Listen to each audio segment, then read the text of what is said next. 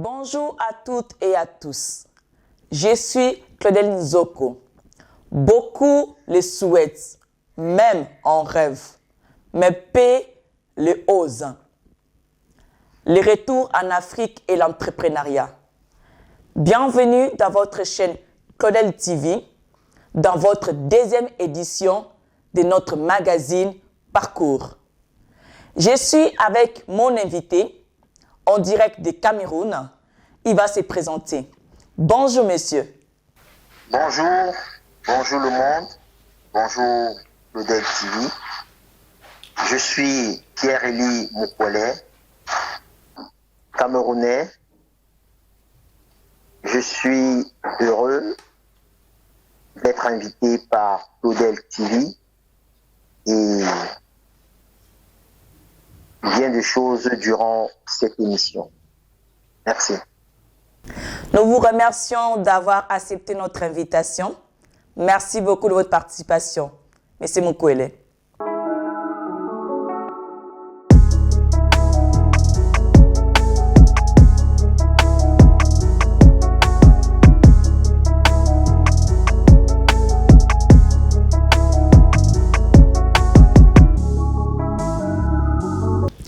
On aimerait savoir ce qui vous avait poussé de prendre cette décision de retourner en Afrique. Quel était l'élément déclencheur, monsieur Moukouélé? Oui, l'élément déclencheur a été le fait que je vois qu'on cultive comme en Afrique. Petite anecdote, j'ai pris un coup de sommeil étant dans le métro et je suis sorti de mon sommeil et je regarde au travers de la vitre. On traverse la Vertu. On traverse la Vertu à près de 30 secondes à 1 minute par là, rien que la Vertu. Et je demande à mes collègues est-ce que nous sommes encore en Afrique? Ils me disent ben non.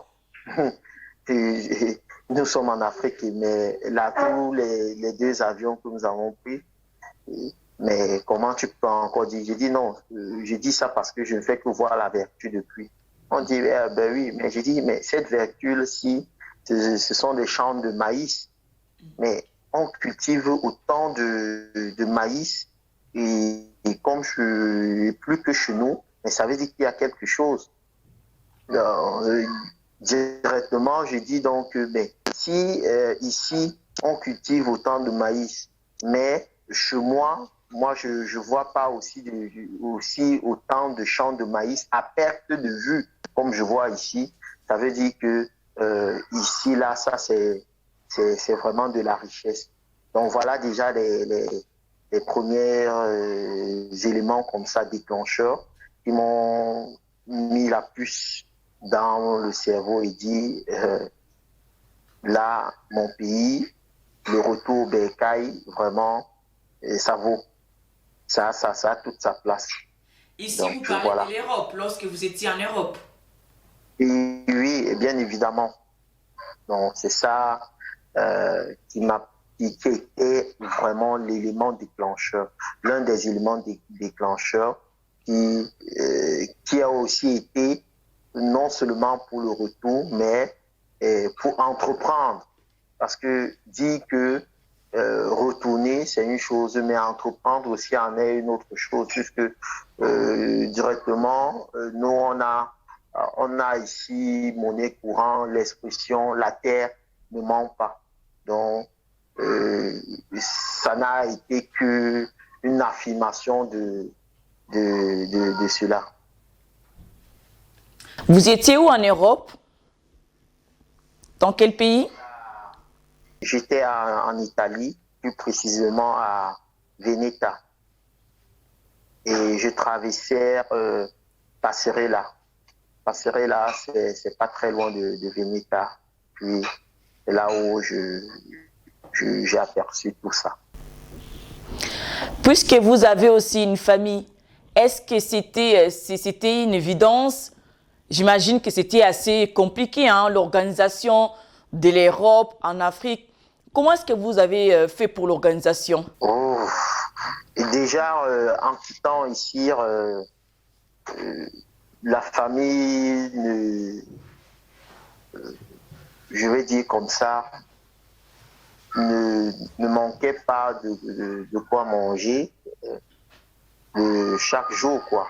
Donc, dans l'organisation, c'était toujours comme quand j'étais au pays, j'allais à mission, je faisais des mois, je faisais des semaines, mais je revenais toujours. Je pouvais faire une semaine, 5 jours, le week-end je suis là, donc c'était pas trop différent. Donc l'affaire, c'était seulement ces questions d'émotion, de non quoi. Que je ne suis pas seulement, au lieu de dire que je suis dans Eastville, je vais maintenant dire que je suis dans une autre ville. Bon, avec la famille, pas de problème, pas de souci. Donc, pour mieux partir en Afrique, si j'ai bien compris votre explication, il faudrait bien aussi préparer aussi l'endroit, le lieu, l'emplacement en Afrique. C'est préparer en fait là où on va atterrir en Afrique. Là, Ou pas forcément. je vais dire, je vais dire comme ça que chacun a a son arbre généalogique, hein, et puis à chaque tête sa pensée. Il faut dire que toutes les personnes qui constituent l'arbre généalogique d'une personne, chaque personne n'a pas la même mentalité. Donc, à dire que vous allez revenir et avoir une homogénéité de pensée, c'est pas vraiment ça. Ça ne serait même jamais ça. Donc, si je puisse me permettre de dire à qui voudrait bien retourner au pays, la préparation de retour au pays par rapport à l'endroit où retourner et tout. Moi, je dirais que c'est là où il y a ses sources, ou sa source. Papa, maman résident où? Puisque ce sont les personnes très proches de ton arbre généalogique qui pourront vraiment t'accueillir d'abord sans raillerie. Si peut-être ça vient, mais ça viendra peut-être après, mais ça n'aura pas la même intensité, la même teneur que les autres. Et si ces personnes sont peut-être faibles émotionnellement, ça peut faire un crack. Donc moi, l'idéal, pour moi, ça serait de la préparation, puisque elle ne sera jamais idéale, mais rentrer, ça c'est l'aéroport, si je peux dire comme ça, l'aéroport sera bien évidemment ses parents, les plus proches. En arrivant en Afrique, quelles sont les réalités qui vous ont, que vous avez rencontrées en fait en arrivant en Afrique? Bon, arriver, c'est, comme je disais, pour mon cas, c'était des allers-retours. Donc, arriver pour les premiers temps, je vais dire, dans l'entrepreneuriat, arriver dans l'entrepreneuriat, c'est que la réalité, c'est quand on écrit. La réalité est dans l'écriture. Donc, on va dire quand tu vas entreprendre, business plan, business model et tout ce que ça comporte. Mais tout ça, ce ne sont que des écrits. Bon, la réalité, vraiment, ce n'est pas ça. Donc, la vie est linéaire quand c'est sur écriture, mais elle est beaucoup plus oblique quand vous la pratiquez. Donc, en pratiquant donc toutes les techniques entrepreneuriales et tout, ce sont ces obliquités-là qui faille bien attenter et puis voilà. Donc, les difficultés ou la plus grande difficulté elle est humaine, vraiment. Parce que aucun système ne peut vouloir du mal à son peuple. Moi, mais c'est dans l'application de ce qui est prescrit dans le système, les personnes qui les appliquent, c'est là où il y a une hétérogénéité de l'application. Soit X ou Y faire à sa guise et puis ça ne va plus en concordance avec le cahier de charges qui est écrit. Donc, c'est la plus grande difficulté. En résumé, c'est ça. Est-ce que vous pouvez nous citer quelques réalités qui vous avaient surpris, à laquelle vous n'étiez pas en train d'y attendre, en fait? Et puis, comment est-ce que vous avez confronté oui, cela? la plus grande réalité est celle-ci. Quand vous présentez un projet, la personne ne comprend même pas encore votre projet, mais il vous dit qu'il gagne combien. Donc c'est ça, ça bloque tout. Il n'a même pas encore compris le projet, il n'a même pas encore compris les tenants et les aboutissants, puisque, comme je disais tantôt, la présentation de votre projet passe par tous les écritures, la paperasse. Il ne lit même pas, il fait une lecture, je vais dire même pas croisée, mais une lecture conclusive. Donc ça veut dire il regarde les fins de page, là où il y a les tableaux d'amortissement, il voit les gros chiffres. Donc quand il voit les gros chiffres, il dit si le chiffre, la série de chiffres, c'est à 9 chiffres, ça veut dire qu'il fait les calculs au brouillon dans sa tête, il dit que sur ces 9 chiffres-là, il aura tel montant. Donc, si on parle en termes de CFA ou en termes d'euros, lui, il voit déjà sa part là. Il n'a même pas encore compris ce qui donne ça et comment faire, comment ça va se passer pour que on aboutisse à ça. Mais il te dit que qu'est-ce qu'il gagne. Vous voyez un peu. Donc, c'est un peu ça la plus grande difficulté. Donc, et pour cela, la question cachée derrière, comment moi j'ai pu continuer à ça. Moi je dis, lui il n'est pas mon client, il n'est qu'une personne qui va mettre le cachet. Ou bon, je dis bon, le meilleur investissement, quels que soient les problèmes qui puissent advenir, je change de paradigme. On aura toujours faim, quel qu'en soit ce qu'on fera. Donc ça veut dire que quoi?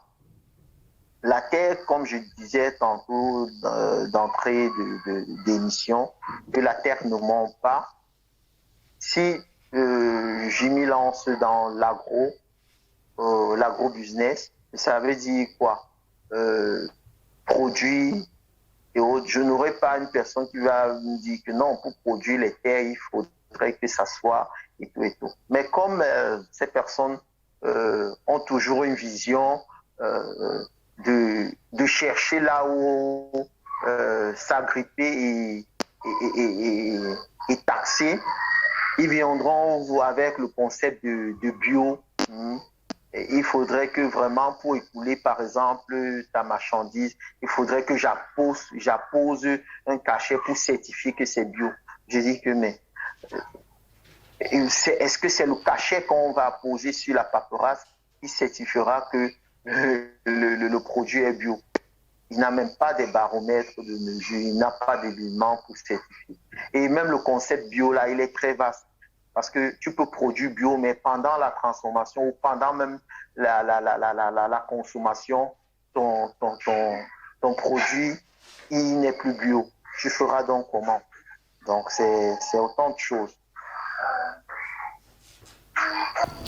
Mais lorsque, qu'est-ce que vous pouvez dire par rapport aux personnes des personnes qui se battent à tout prix pour venir en Europe, qui pensent que l'Europe c'est le paradis, l'Europe c'est Eldorado. Qu'est-ce que vous pouvez dire de cela pour surtout les jeunes qui traversent les océans, qui traversent n'importe quoi juste parce que ils veulent à tout prix venir en Europe et l'Europe c'est le paradis. Qu'est-ce que vous pouvez dire de cela? Oui, pour ne pas être très long sur ça, pour raconter beaucoup de choses, afin de... certains diront que laisse-moi aussi monter dans le gros oiseau. Donc, il y a des personnes qui sont déjà sceptiques. Donc, c'est parce que problème de culture, ils ont déjà été, ils ont subi par l'environnement, par beaucoup peut-être d'éléments qui ont fait, qui ont lobotomisé leur cerveau. Donc, il y a eu un lavage du cerveau de par beaucoup d'événements et autres. Donc, pour ne pas entrer dans ce jeu et tout, pour prendre, on dit la non-prise de position est une position, et pour ne pas blesser les uns et les autres, moi je pourrais seulement leur dire que celui qui a faim, ce n'est pas celui qui ne travaille pas, mais c'est celui qui a refusé de réfléchir. Je m'explique. En quittant l'Afrique pour l'autre côté, c'est parce qu'on se retrouve sur le premier pied de l'échelle de Maslow. Donc, subvenir aux besoins primaires, manger, boire, se vêtir. Donc, si on ne fait que quitter pour d'abord ça de l'autre côté, on va arriver, il y aura une saturation. Tout le monde, nettement aussi là-bas, cherchera à manger, boire, se vêtir, etc. Donc, arrivé dans la saturation, on comprend directement que le challenge n'est plus celui qui va travailler, puisque même là, on va dire, là, on voulait 3 personnes, vous êtes 100. Bon, c'est bon, on a pris les 3 personnes, les autres font comment? Ils vont rester dormir à la belle étoile, essayer de brûler tant bien que mal. Bon, maintenant, donc, ceux qui sont restés là, celui qui s'en sortira, c'est celui qui réfléchira. Donc, au-delà même du travail, la force, il faudrait donc réfléchir. Donc, pour revenir à l'autre aspect de la question où il y a beaucoup de questionnements, je pars pourquoi, je pars faire quoi, quel est mon plan d'action quand je vais arriver, je vais faire comment et tout. Et d'autres, le but c'est d'arriver. Quand ils arrivent, ils s'étonnent que bon, eux-mêmes ils sont arrivés, mais je suis arrivé et puis quoi encore, je fais quoi, je m'actionne comment, je m'investis comment. Et c'est quand ils arrivent qu'ils commencent maintenant à cogiter par rapport. Là, ça devient encore, c'est la pluie et c'est la catastrophe. Ok, donc je reviens à mes propos. Celui qui a faim, c'est celui qui n'a pas refusé de travailler, ou plus celui qui ne travaille pas, mais c'est celui qui a refusé de réfléchir. Merci beaucoup pour votre réponse. Mais qu'est-ce que vous diriez aussi sur ce qu'on nous dit que l'Afrique est la berceau de l'humanité? L'Afrique comme berceau de l'humanité, ça veut dire tout simplement que toutes les richesses sont en Afrique. Toutes les richesses sont en Afrique. Donc, si vous avez ça comme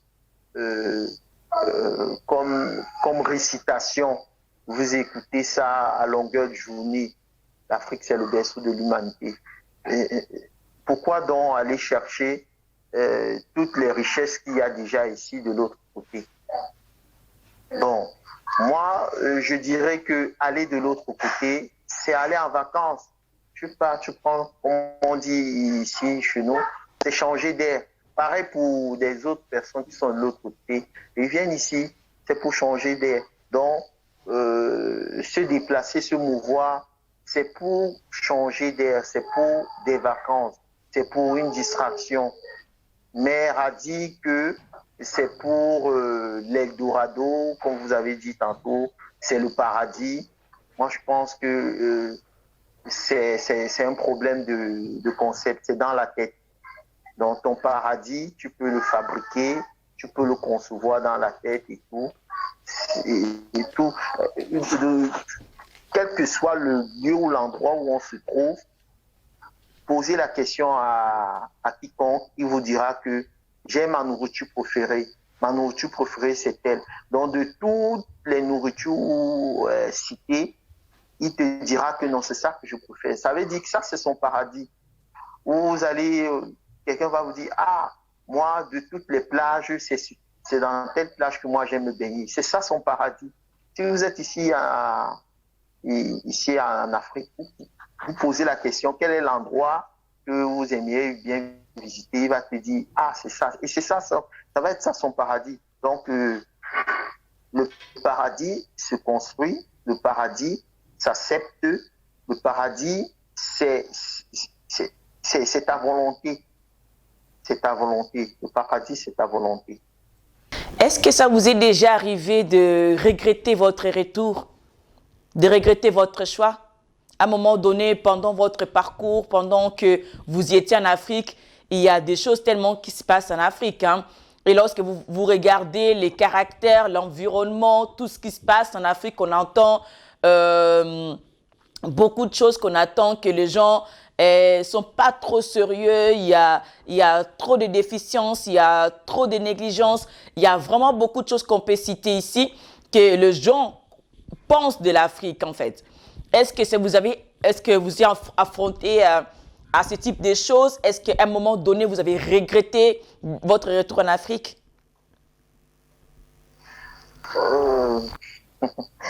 La question m'amuse beaucoup puisque vous avez cité beaucoup de choses là qui sont des opportunités. D'accord.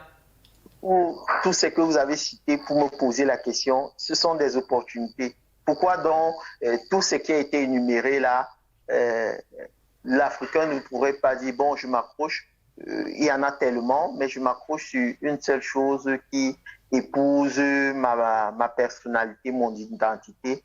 Je prends ça comme opportunité et je me fais la maille. Je prends ça et puis à titre mercantile, je développe et puis voilà. Je reviens encore, je dis, c'est celui qui a refusé de réfléchir qui ne s'enrichit pas. Vous me posez la question, est-ce que je regrette? Mais tout ce que vous avez cité là et qui s'y trouve en Afrique, je prends donc juste l'une de ces choses et puis voilà, je deviens fortuné derrière ça. Ah bon? Donc, ça veut dire qu'il n'y a pas de regret. Il n'y a pas de regret. Ça veut dire qu'il n'y a pas de regret. Donc, pour vous, les retours en Afrique, c'est inévident pour nous les Africains. Il faille bien.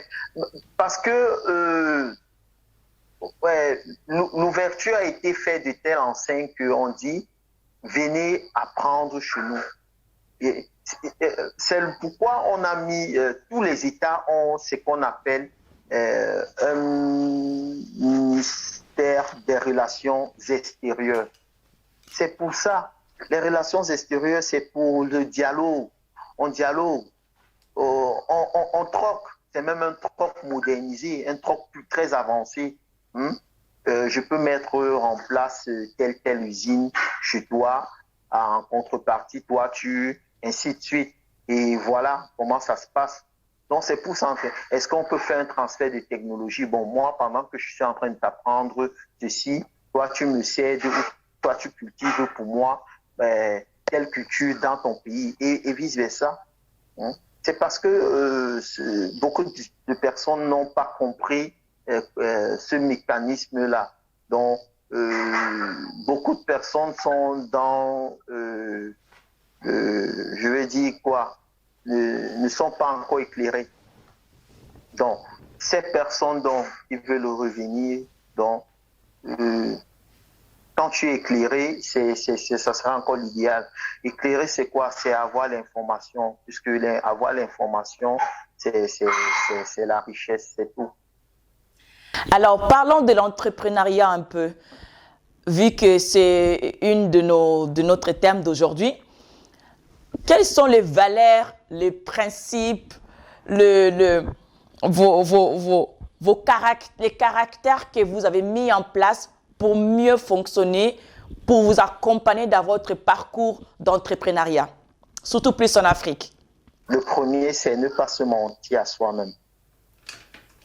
Et tous les autres vont se résumer à ça. Ne pas se mentir à soi-même. Bon, si j'avais plusieurs, je vais résumer tout ça en ne pas se mentir en soi-même. C'est tout. Sauf si il va falloir que je développe le pourquoi j'ai dit ne pas se mentir à soi-même. Volontiers, ça serait une bonne chose. Ok, ne pas se mentir à soi-même, vous savez que vous n'avez pas de, de quoi vous investir dans, dans un projet. Donc, déjà, je tiens à rappeler qu'on on ne finance pas un projet, mais on finance ou on investit sur le porteur de projet. Donc, vous pensez, vous tuez à la tâche à chercher les moyens pour pouvoir financer votre projet. Donc, vous êtes déjà en train de faire fausse route. Vous vous mentez à vous-même. Pourquoi? Parce que, comme je disais tantôt, il ne faut pas se mentir à soi-même. Donc, il faut d'abord s'auto-financer. C'est pas en termes de valeur, mais c'est pas trop en termes de chiffres, mais c'est en termes de mentalité. Il faudrait déjà que vous ayez un mental en béton. N'allez pas me demander que comment avoir ce mental en béton. Ça veut dire quoi? Être d'abord équilibré, savoir que non, là où je veux investir ou porter comme projet, c'est quelque chose qui épouse toute ma personnalité. Ça veut dire ma culture, les mœurs et tout ce qui va de mieux pour moi. Donc déjà, quand tout ça c'est en phase avec vous-même, maintenant vous pouvez extérioriser ça. Donc c'est un peu ça. Si cette étape-là est franchie, maintenant vous pouvez vous investir au-devant. Vous allez encore me poser la question que bon, c'est bien beau, on a tout le mental de béton et autres tout, mais on veut investir. On n'a pas, la grande question revient encore avec les sous. Je dirais non. Pourquoi?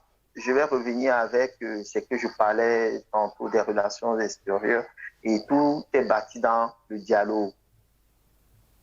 Donc, dans le dialogue, si vous dialoguez bien, quand c'est bon, c'est bon. Bien sûr, vous allez rencontrer des personnes qui vont vous dire je gagne combien.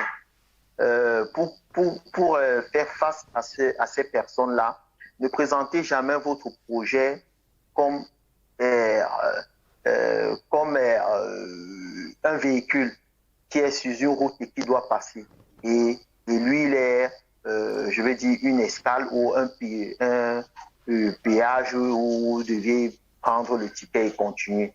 Il sait que vous avez rien que cette route-là pour passer et faire des milles, tout ça est difficile. Donc, il va jouer un frein. Donc, venez plutôt avec une opportunité pour lui.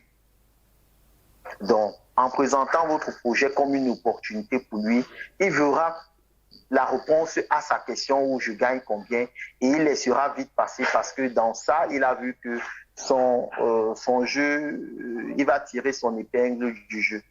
Donc, voilà, et vous allez avancer. Vous allez voir que vous allez finir tout le schéma synoptique de votre projet sans que vous ne dépensiez même un sou.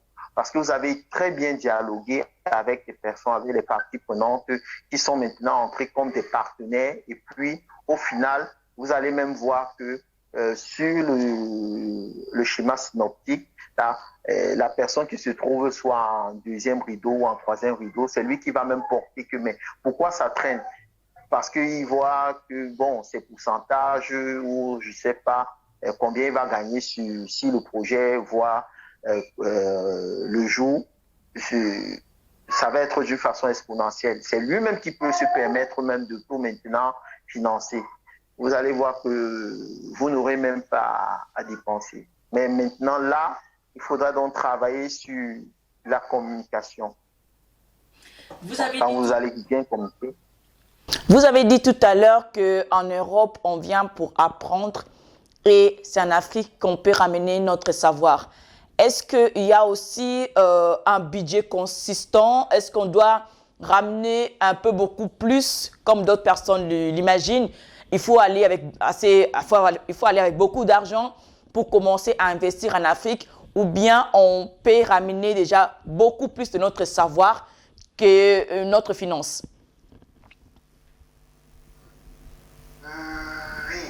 D'autres personnes ont cette finesse aussi de bien coacher et ainsi de suite. Et c'est tout ça qui fait un monde. Donc, toi, tu te retrouves dans quel schéma? Et il y a aussi d'autres personnes qui sont polydisciplinaires, donc qui peuvent se retrouver partout ou donner leur avis partout. Être entrepreneur ne veut pas dire que tu vas faire de A à Z. Il y a des personnes, moi je puisse vous dire, il y a des business entrepreneuriat que j'ai compris leur mécanisme et leur système. Je me suis dit, ben, c'est celui-là qui parle bien même, qui a plus d'argent même que le projet en question. Et je tiens pour titre comme ça les démarcheurs. Vous allez voir que les démarcheurs qui sont des commerçants, qui sont plus proches des clients et autres, ils ont l'information et c'est cette information-là qu'ils manipulent. Et voilà, ils s'en sortent avec. Je vais prendre au pif comme ça un business. Je vais même dire quoi, la vente des poulets, par exemple. Vous allez voir que le démarcheur, il fait le tour des fermes. Les fermes, comme ces fermes sont tellement isolées des grandes villes, et il a le contact de toutes les fermes et tout, et puis lui se ramène dans les villes et autres et tout. Il commence à pistonner là où on veut et tout. Et lui, il met sa marge bénéficiaire. Et voilà comment il se rapproche.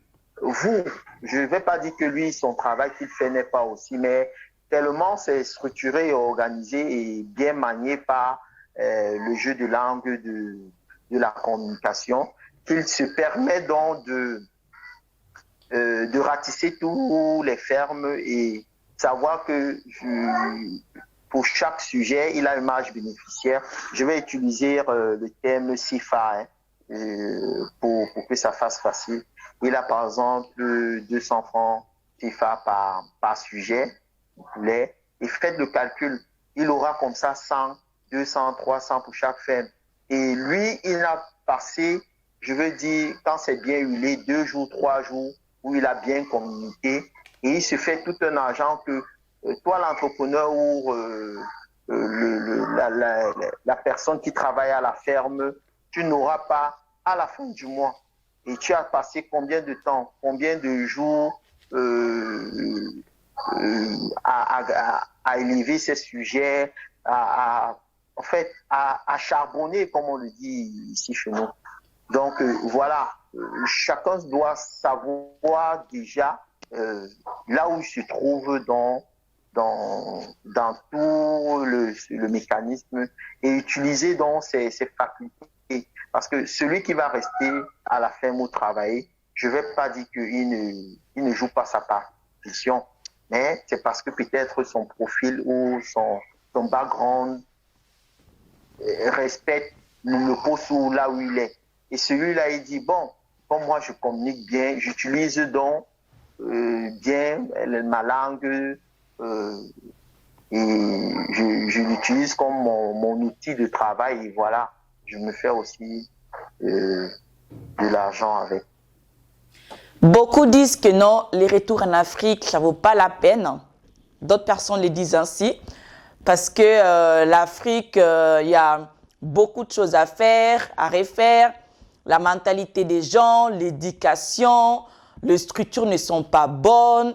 Vous avez dit tout à l'heure, si on retourne un peu en arrière, vous avez dit que ce sont des opportunités pour vous.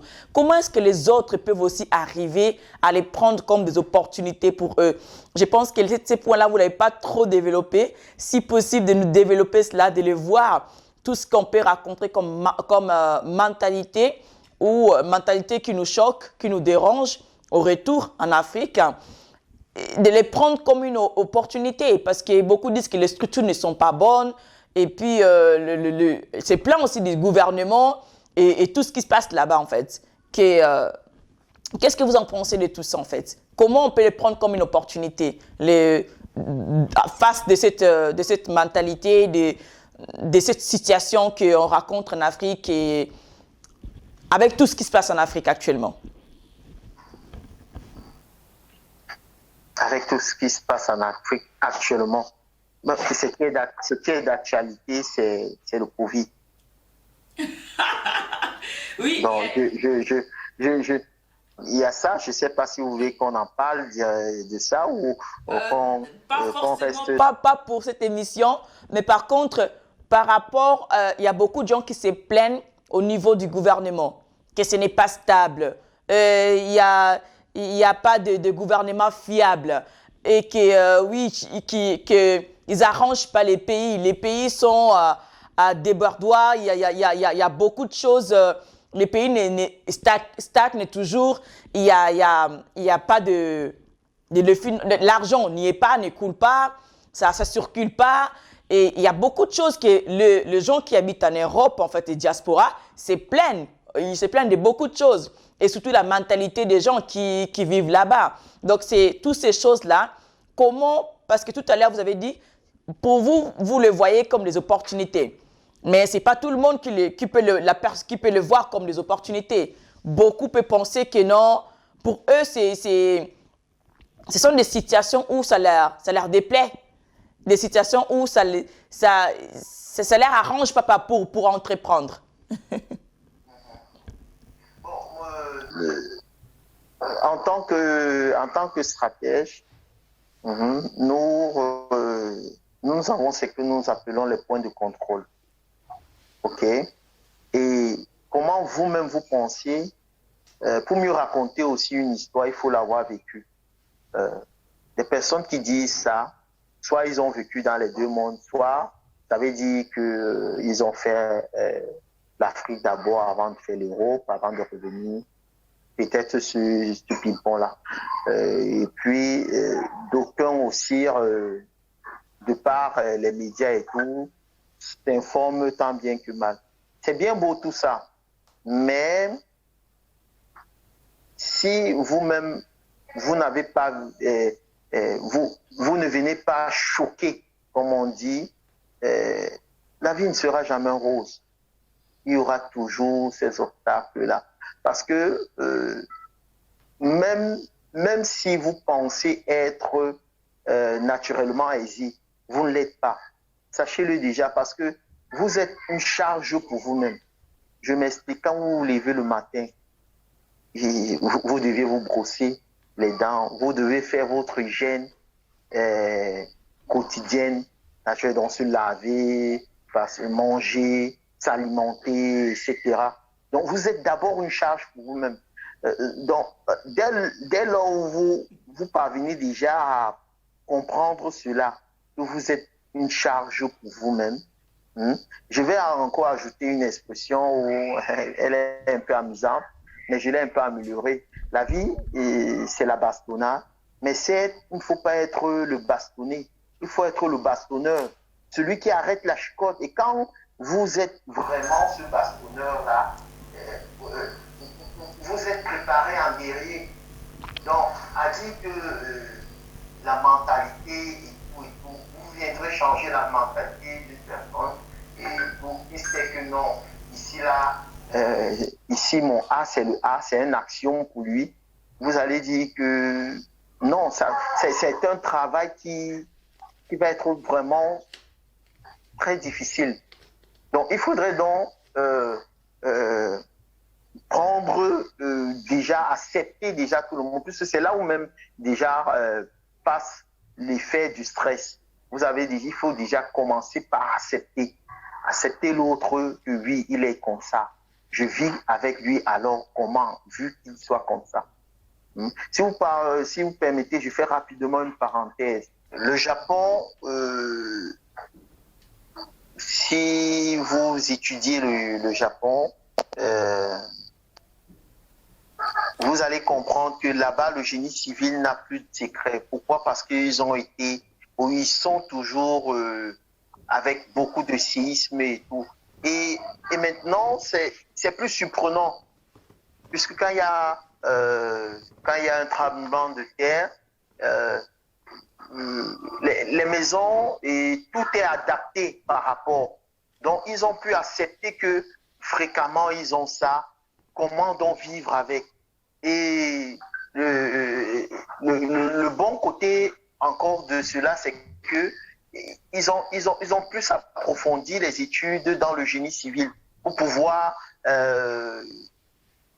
pour que tout soit dans la même mouvance que les problèmes qui les assaillent.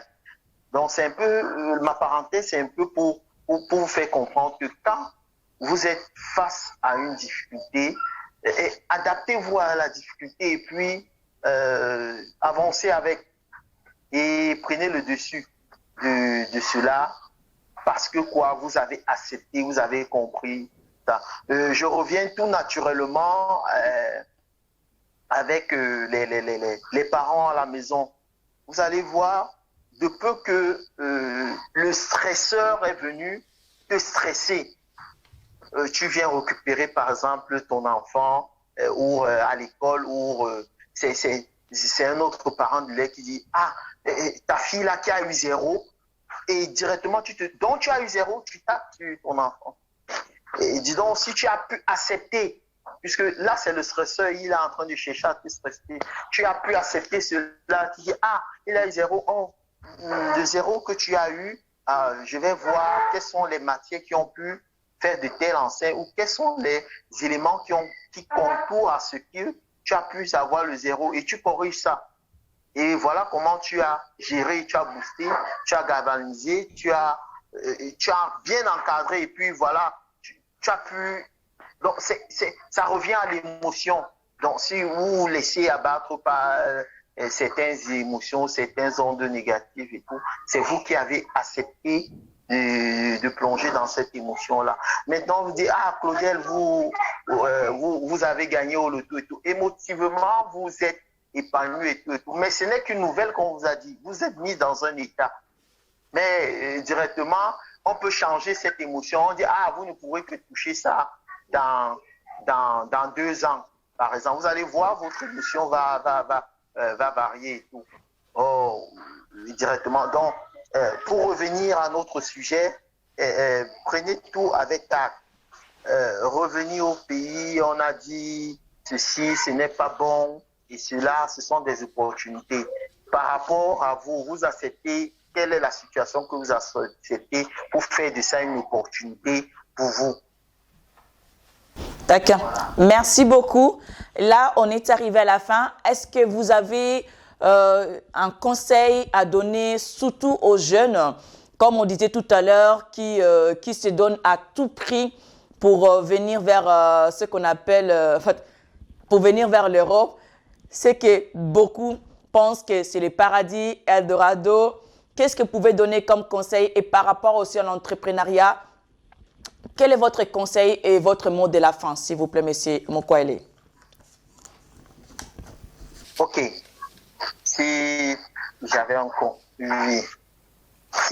conseil à donner... Et en plus, excusez-moi de vous interrompre.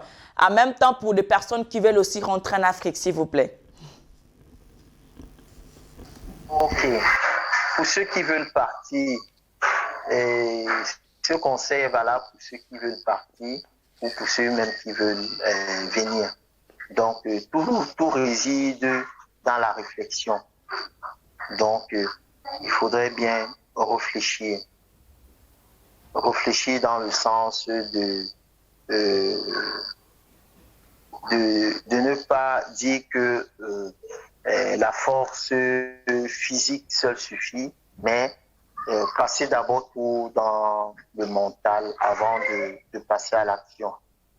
Donc, c'est un peu ça. Si vous voulez partir, partez en ayant un plan, plus dans la réflexion que dans le travail. Donc, ayez un plan. Toujours ayez un plan. Merci beaucoup de nous avoir partagé votre expérience aujourd'hui, monsieur Mokwele. Votre participation a été très bénéfique pour nous tous qui vont suivre cette émission. je vous dis à très bientôt sur notre prochaine édition des Parcours. Et merci aussi à nos téléspectateurs qui nous ont suivis dans cette deuxième édition de notre magazine Parcours. Et on vous dit à très bientôt sur notre chaîne Claudel TV. Merci encore. Au revoir. Au revoir.